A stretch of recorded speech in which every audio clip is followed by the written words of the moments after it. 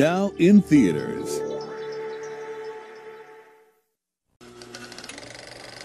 We are right now packaging up with a company where you can spin crypto and fly in a helicopter to the Grand Canyon, and on the way back shoot machine guns out of it.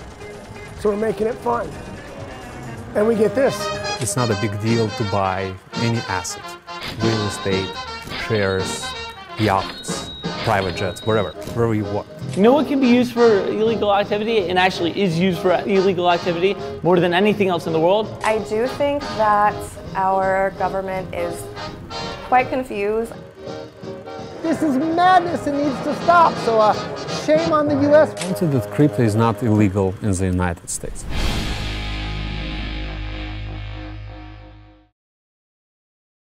Let's imagine you would make a movie about blockchain or cryptocurrency and mining. What would I show? Like, what would I choose to show? There's this group of brave young men and women in the field. They're not here for a paycheck. They're here because they want to be a part of something that's really big that they can tell is happening all around them. Since Bitcoin hit the markets, when everyone was just questioning the hype, she decided to crack the Bitcoin conundrum by going straight into the rabbit hole. They said blockchain would do for the money system what the internet did for information. But why and how are Bitcoin and blockchain really changing the world? The crypto space is an increasingly global phenomenon. The easiest way to describe what a blockchain is, it's a set of self-referencing groups of transactions. So Bitcoin to me is like stored value that you can do transactions with other coins. Sometimes it seems there's a crypto person in each building in Seoul. You have an enormous amount of activity all around the world, in South Korea, in China, in Japan, in Russia, in Germany, all over the place. I think blockchain as a technology is the thing that's going to change the world. The mining is evolving, and we need to go through this. I'm not a tech or business genius, but I still dream to achieve something big. You know, if you were to ask me where the problems are in crypto, I would say the biggest problem space is just making it easy and banking. If you know, the first bank to do this right is going to be the biggest bank on the planet. Crypto Rush, a documentary with a taste for adventure. Блин, офигеть. Это, конечно, красиво. Coming in 2019. Coming soon to theaters. This is David Schwartz, CTO at Ripple now. I'm one of the original architects of the XRP ledgers. Giving a shout out to my fellow Cryptonaires. I've been doing this for about 8 years now, and it's changed a lot. And I think great things are coming. What are you waiting for? Do you want to be a Cryptonaire?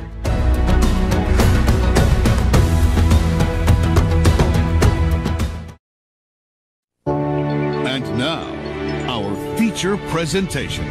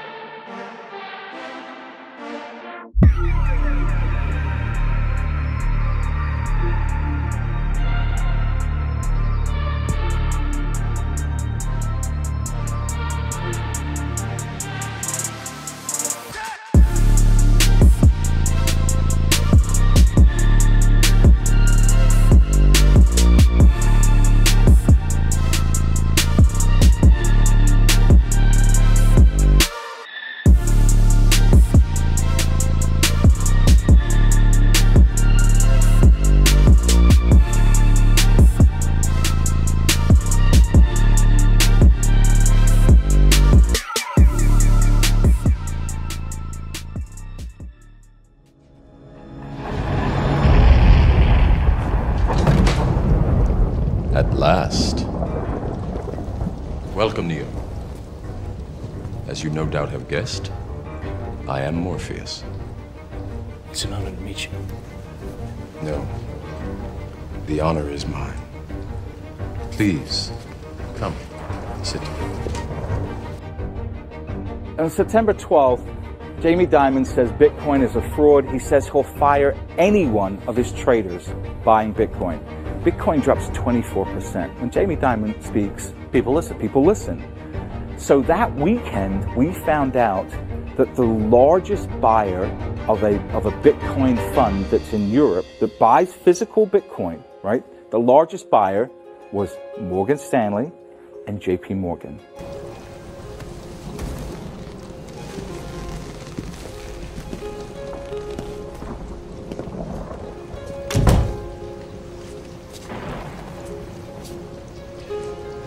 I imagine that right now you're feeling a bit like Alice. Tumbling down the rabbit hole? You could say that. I can see it in your eyes. You have the look of a man who accepts what he sees because he is expecting to wake up. Ironically, this is not far from the truth. Do you believe in fate, Neo? No. Why not? Because I don't like the idea that I'm not in control of my life. I know exactly what you mean.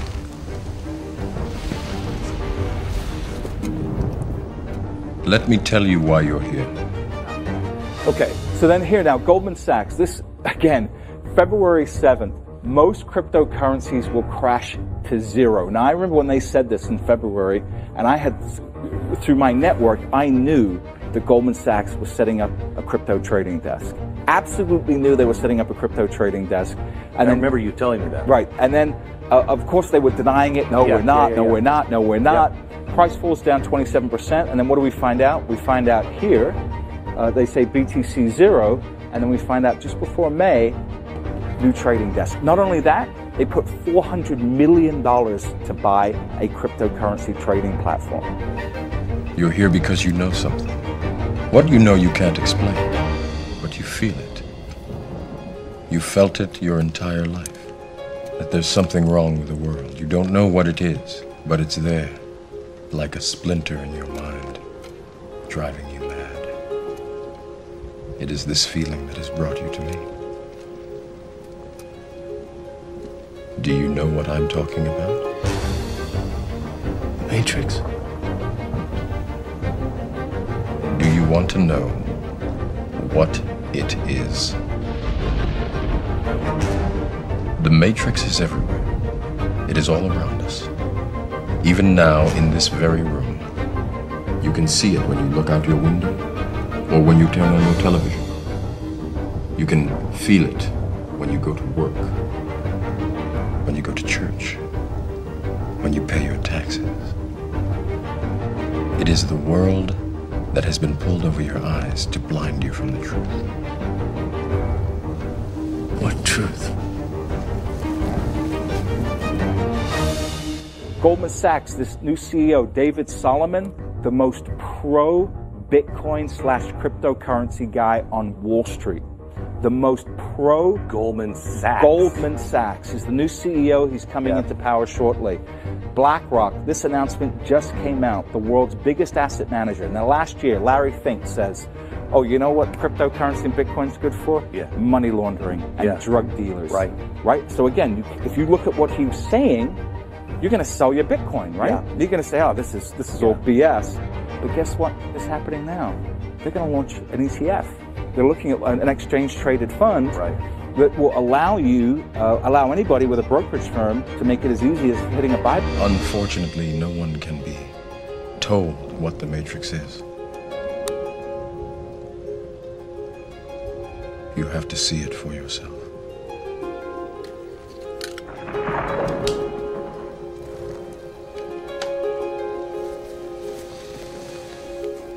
This is your last chance. After this, there is no turning back. You take the blue pill, the story ends. You wake up in your bed and believe whatever you want to. You take the red pill, you stay in Wonderland. I show you how deep the rabbit hole goes.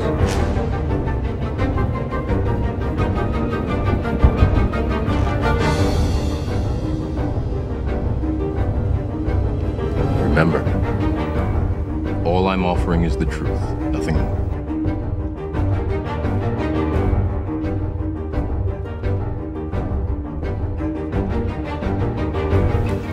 So how will fintech change central banking over the next generation? That's what I would like to touch on. And it's really touching on it because each of those three topics that I would like to touch on are worthy of hours of consideration and thinking and brain picking. Virtual currencies, new models of financial intermediation, and artificial intelligence, no less.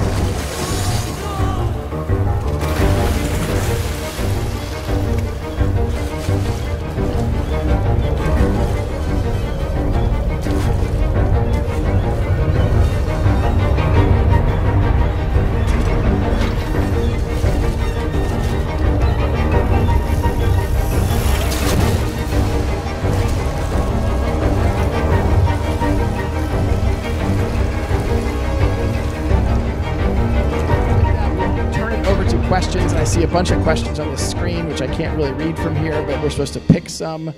Can you see those?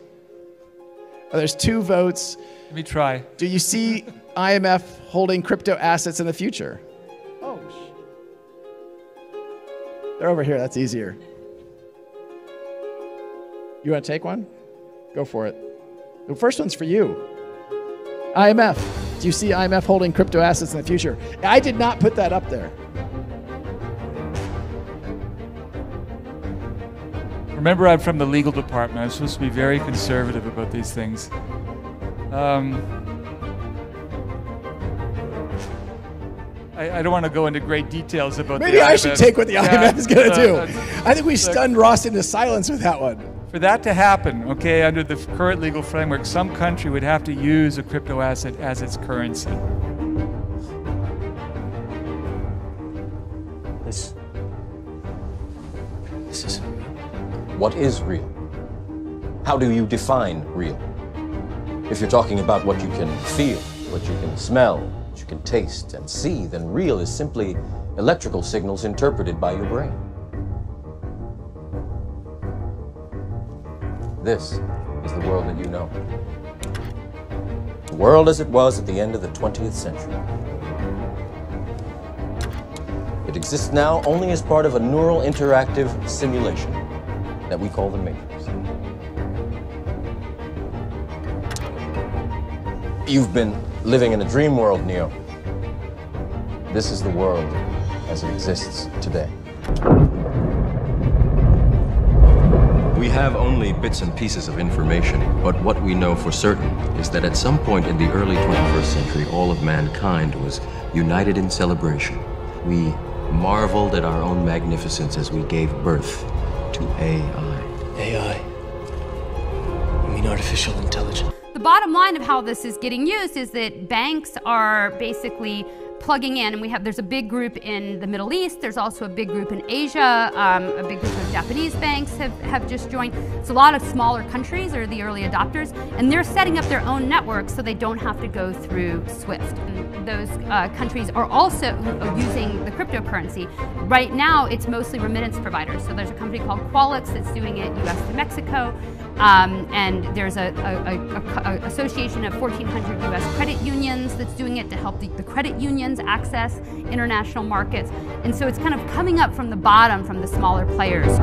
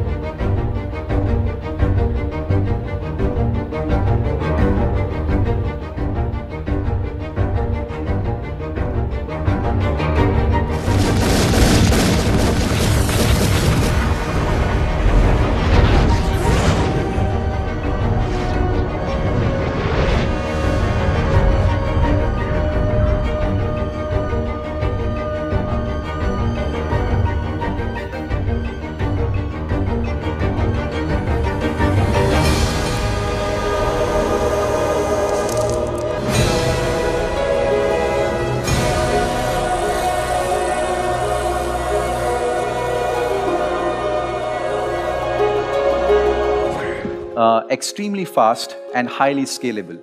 The throughput for XRP Ledger is around 1,500 transactions per second. You compare that to Bitcoin or Ethereum or some of the other blockchains out there, it is extremely fast. And developers across the globe are trying to make it even more scalable, and hopefully we'll reach a level of 10,000 or so in the near future.